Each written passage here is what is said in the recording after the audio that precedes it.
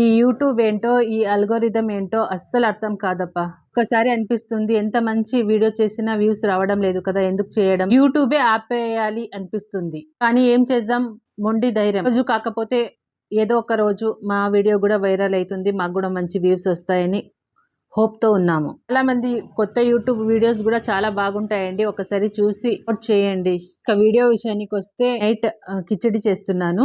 కిచడి కొంచెం వేడి వేడి తింటేనే బాగుంటుంది కదా, సో అందరు ఇంట్లో ఉంటారు కాబట్టి నైటే చేస్తాను ఎప్పుడైనా చేస్తే కూడా. సో ఈ వీడియో వచ్చేసి మండే నైట్ అనమాట. ఈ ప్రాసెసింగ్ ఎంత సింపుల్ గా ఉంటుందో అంతే టేస్ట్ గా ఉంటుందండి. మా పిల్లలు కానివ్వండి, మా ఆయనకు కానివ్వండి ఫేవరెట్ డిష్ అనమాట. ఏం గ్లాస్ తో తీసుకుని ఉంటామో దాంట్లో పావు గ్లాస్ అంతా బ్యాళ్ళు తీసుకోవాలి. మంచిగా కడుక్కొని ఇంట్లో ఏం వెజిటేబుల్స్ ఉంటుందో అవి దాంట్లోనే తీసుకోవచ్చు అంటే చాలా సూపర్ గా ఉంటుంది. మా ఇంట్లో అయితే ప్రస్తుతానికి క్యారెట్ బఠానీలే ఉన్నాయి, దాంతోనే చేస్తున్నాను.